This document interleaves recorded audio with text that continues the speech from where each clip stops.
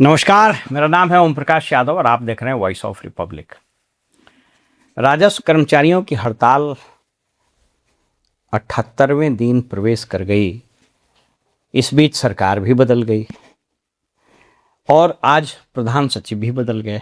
विभाग में कोई मंत्री नहीं है, मुख्यमंत्री स्वयं प्रभारी मंत्री। हमारे सामने अभिषेक त्रिवेदी जी हैं और ये राज्य स्तरीय राजस्व कर्मचारी का जो संघ है, महासंघ है, उसके पदधारक हैं। नमस्कार अभिषेक जी, आपसे हम जानना चाह रहे हैं, अभी हमने आपके राज्य अध्यक्ष से भी वार्ता की थी, उसमें बहुत सारी विषय पर चर्चा हुई। हम आपसे जानना चाह रहे हैं कि राजस्व कर्मचारी को हल्का स्तर पर काम करने में क्या क्या कठिनाई हो रही है, क्या क्या दिक्कतें आ रही है, संसाधन के दृष्टिकोण से या फिर अन्य बातों, लॉजिस्टिक्स में क्या दिक्कत हो रही है, आप बताएं। सर, मैं सबसे पहले ये बताना चाहूँगा कि हल्का स्तर पे हमारा अपना कोई ऐसा कार्यालय नहीं है जो पहले हुआ करता था। जैसे आपको मालूम होगा कि पहले राजस्व कचहरी हुआ करता था, जिसे लोग हल्का कचहरी भी कहते थे। आज के डेट में ऐसा कोई भी हमारे पास बैठने का अपना कार्यालय नहीं है जहाँ पे आप बता सकते हैं कि फलना कार्यालय में राजस्व कर्मचारी बैठते हैं। साधन क्या है कर्मचारी के बैठने का? तो पूरे बिहार में जब आप देख लेंगे सभी हलकों में, तो आपको पता चलेगा कहीं राजस्व कर्मचारी पंचायत भवन में बैठते हैं, कहीं पंचायत सरकार भवन में बैठते हैं, कहीं सामुदायिक भवन में बैठते हैं, या फिर इन सब के अलावा अगर कहीं कुछ नहीं है तो कोई भी सरकारी बिल्डिंग में बैठे कोई हैं। अपना स्थान नहीं अपना है। कोई स्थान हल्का नहीं है, कचहरी का कॉन्सेप्ट था, वो अब नहीं है। तो ये है सर। तो ये हो गया सर बैठने को बात को लेकर। दूसरी चीज जो आप लोग, अब जैसे अभी मैं जो देख रहा हूँ, हम लोग जब सर्विस में आए थे तो मैनुअल होता था और बहुत सारी चीजें टेक्नोलॉजी बेस्ड नहीं थी। अभी टेक्नोलॉजी आ गया, डिजिटाइजेशन आ गया, तो ये इतना सारा जो वर्क है तो उसके लिए लैपटॉप चाहिए, नेट का कनेक्शन चाहिए, फिर प्रिंट निकालना चाहिए, और जितने रिकॉर्ड्स आपके पास है उसका सेफ कस्टडी होना चाहिए। हमको जो जानकारी मिली है उसके हिसाब से लगभग 3,500 राजस्व कर्मचारी हैं। इस राज्य में 8,500 से ज़्यादा पंचायत है। इसका मतलब दुगना से ज़्यादा पंचायत है, यानी आपका स्ट्रेंथ आधा से भी कम है। बिल्कुल सर। तो इस सब के दृष्टिपथ, और आपको मूव करना पड़ेगा, आपको अंचल में भी जाना है, आपको हल्का में भी जाना है, आपको कोई इंक्वायरी है तो स्पॉट पर भी जाना है। जी सर। तो इस सब से मुतल्लिफ क्या क्या संसाधन की कमी आप फील करते हैं और क्या सरकार से ये सारी चीज़ें आपको मिल रही है? सर, संसाधन की कमी पे बस इतना पहले बता दें कि संसाधन के नाम पे कोई चीज़ हमें मिलता ही नहीं है। जैसे सर, सरकार ने एक बड़ी मशक्कत के बाद, हम लोग के डिमांड के बाद, एक लैपटॉप दिया था 3 साल पहले, और एक लैपटॉप दे दिया, लेकिन सारा काम आज के डेट में ऑनलाइन होता है। तो ऑनलाइन होने के लिए आपके पास इंटरनेट की व्यवस्था होनी चाहिए, जो कि सरकार के द्वारा नहीं दी गई। आज तक हम लोग जो भी इंटरनेट काम कर रहे थे अपने मोबाइल से अटैच करके कर रहे थे। तो यहाँ पे एक मुश्किल आ रही है। दूसरा सर क्या है कि अगर इंटरनेट नहीं है तो हम ऑनलाइन काम नहीं कर सकते। अब रैयत आते हैं तो अपने मोबाइल से कनेक्ट हम उसको करके उसको जमाबंदी हम लोग देखते हैं और बताते हैं। तो उस बताने क्रम में क्या होता है कि रैयत बोलते हैं कि ये वाला जमाबंदी जरा मेरा है, प्रिंट कर दीजिए, हम गांव के हैं, हमको बाहर दिक्कत होगी। तो हम उनको प्रिंट करके नहीं दे सकते क्योंकि मेरे पास प्रिंटर नहीं है। और प्रिंटर प्रिंट किस पे हो उसके लिए मेरे पास कागज नहीं है। प्रतिदिन 10 से 15 आवेदन आते हैं जिसके हमें रिपोर्ट करने होते हैं, लेकिन सरकार के द्वारा हमें एक पेज तक देना भी सरकार ने मुनासिब नहीं समझा है, और ये भी नहीं समझा है कि इनकी ज़रूरत पेज भी हो सकती है। और स्टेशनरी, तो स्टेशनरी के नाम पे और भी बहुत सारे आइटम्स हैं जो हमें कुछ भी नहीं मिलते। जहाँ तक दस्तावेजों के रख रखाव की बात करें तो एक वो पुराना वाला बक्सा का जो कॉन्सेप्ट है, तो आधा टूट गया है, आधा वो जंग लग गया है, वो वाली स्थिति है। आज हम देखते हैं सर कि आरटीपीएस में या अन्य कार्यालय में गोदरेज का बढ़िया बढ़िया अलमीरा रखा है, लेकिन हमारे यहाँ एक लोकल कंपनी का भी अलमीरा नहीं दिया गया है कि हम दस्तावेजों को सुरक्षित रख सकें। लेकिन सरकार हमसे ये उम्मीद रखती है कि हम 100% हर डॉक्यूमेंट को सेफली रखें। आपको हम बहुत सारे सामुदायिक भवन का बता दें सर कि आप बैठते हैं और बरसात के दिनों में चूता है वो। हाँ, वो तो है। तो सरकार हमसे कैसे उम्मीद करती है, सरकार जब अगर कुछ देती नहीं है तो। इसके अलावा सर, हमारे यहाँ कचहरी में बैठने के लिए जहाँ हम बैठते हैं, सरकार टेबल कुर्सी मुहैया तक नहीं कराती है। क्यों नहीं रैयत आएगा तो क्या करिएगा? सर, अभी जहाँ भी जाएंगे आपको 80-85% जगहों पे कर्मचारी अपना टेबल कुर्सी लगाया है। अगर हम अपनी कुर्सी को हटा दें तो रैयत को खड़ा रहना पड़ेगा। ये स्थिति है। तो हमको लग रहा है कुछ आपको हम देखिए, पहले तो हम एक डिस्क्लेमर देते हैं, हमेशा याद रखिए कि अगर कोई लीगल चीज़, कोई वैधानिक चीज़ सरल और सुगम नहीं होगा तो एक समाज शास्त्र का नियम है, कहता है कि कानूनी चीज़ें, वैध चीज़ें सरल और सुगम नहीं होंगी तो उसके ठीक पैरेलल अवैध चीज़ सिंप्लीफाई होकर के वो अस्तित्व में आ जाता है। आपको मैं एक दो उदाहरण दे दूँ।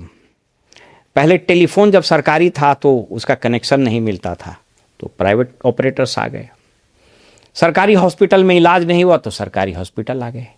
यूनिवर्सिटीज़ की स्थिति खराब हो गई, प्राइवेट यूनिवर्सिटीज़ आ गए। स्कूल में पढ़ाई नहीं हुई, संसाधन नहीं थे, प्राइवेट स्कूल आ गए।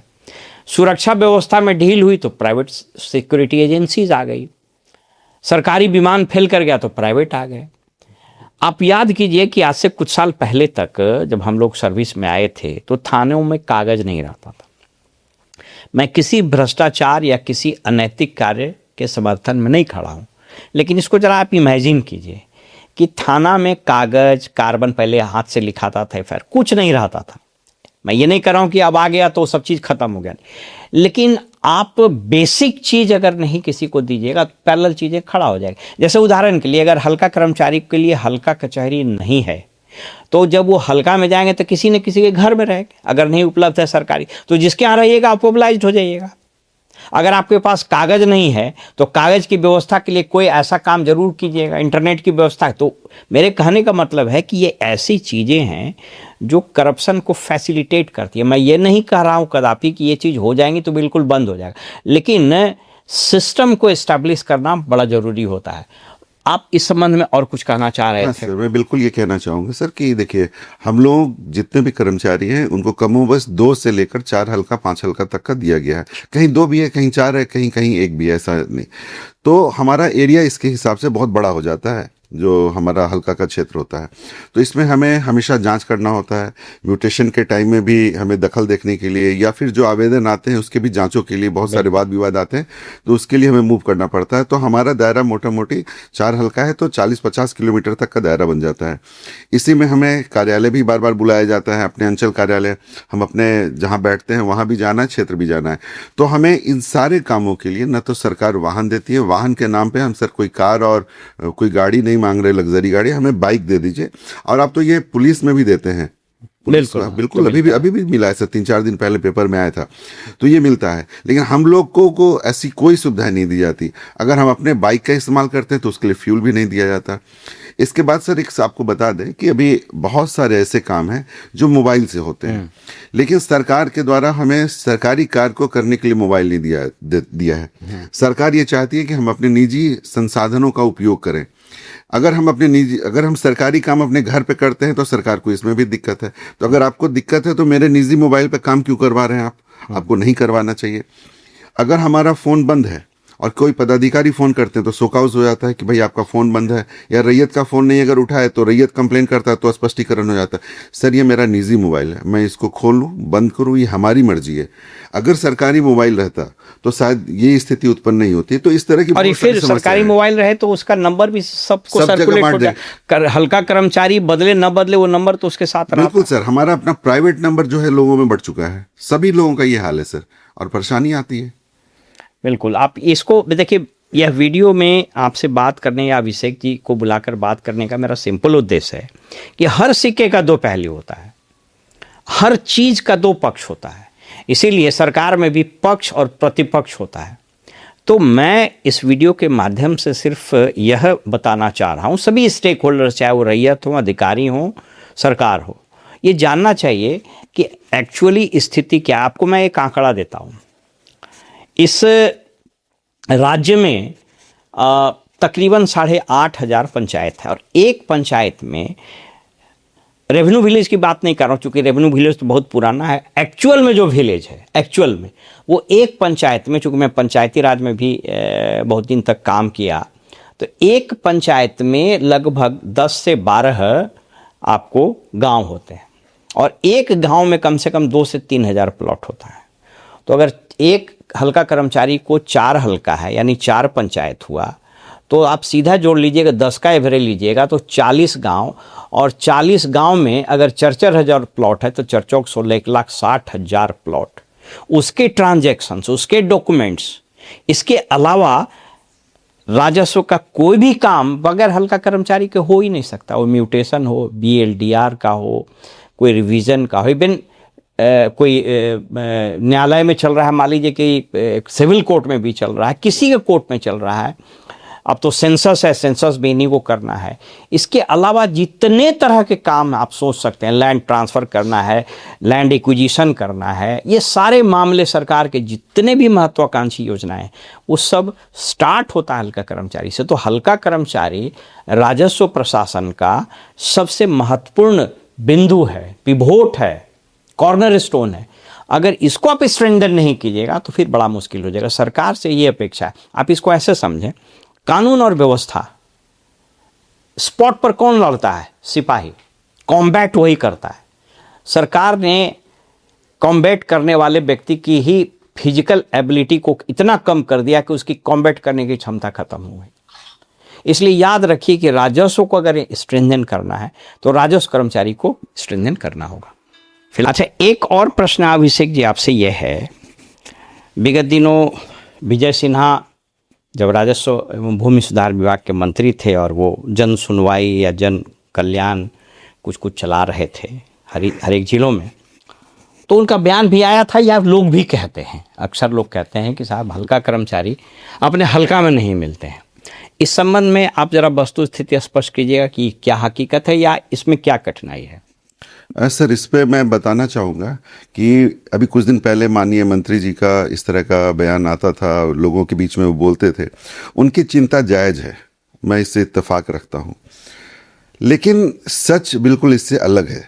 आपकी चिंता जायज़ है, लेकिन जो फैक्ट है वो अलग है। वो अलग ये ऐसे है सर कि आप सही कह रहे हैं कि कर्मचारी नहीं मिलता, कैसे मिलेगा? एक कर्मचारी को अगर 4 हल्के का आपने चार्ज दे दिया है तो 6 दिन वर्किंग डे है, 6 में 1 दिन तो शनिवार का जनता दरबार में चला जाता है और 1 दिन ऑफिस की मीटिंग में चली जाती है, तो अब 4 दिन बच गए।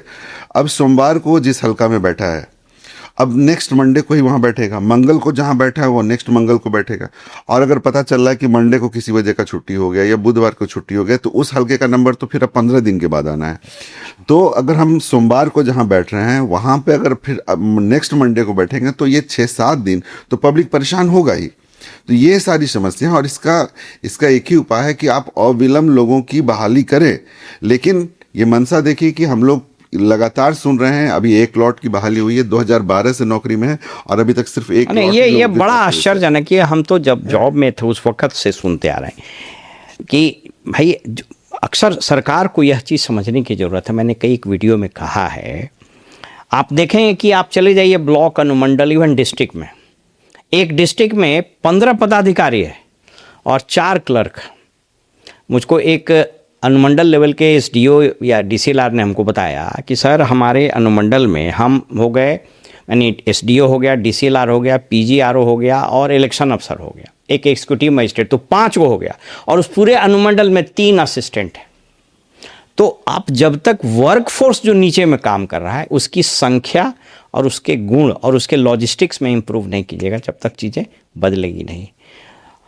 और आप एक चीज़ और आप बता रहे थे कि हम लोगों का जो अगर रियल टाइम में हम काम करते हैं, 76 तरह का काम है, तो आप ये सोच करके देखिए कि जितने आवेदन आते, जैसे एक अधिकारी ने मुझको बताया राजस्व से जुड़ा हुआ जो कोर्ट करता है, DCLR, कहा कि सर हर एक सप्ताह एक VC हुआ, तो DM साहब का VC हुआ, उसके बाद फिर कमिश्नर साहब का हो गया, फिर विभाग की मीटिंग हुई, इसके अलावा ऑनलाइन भी VC जूम के माध्यम से होते रहता है। तो ये 30 दिन में मान लीजिए कि 26 दिन वर्किंग डे है, 26 दिन में 10 दिन मीटिंगें होता है, तो मीटिंग के पहले एक दिन उसका प्रोसीडिंग तैयार करना या फिर रिपोर्ट तैयार करना, तो मोटे तौर पर 26 वर्किंग डे में 20 दिन तो ये मीटिंगें और तामझाम में चला जाता है। और आज के तारीख में जितना मंत्री है, जितना पदाधिकारी है, वो सब कोई बीमारी लगा हुआ है।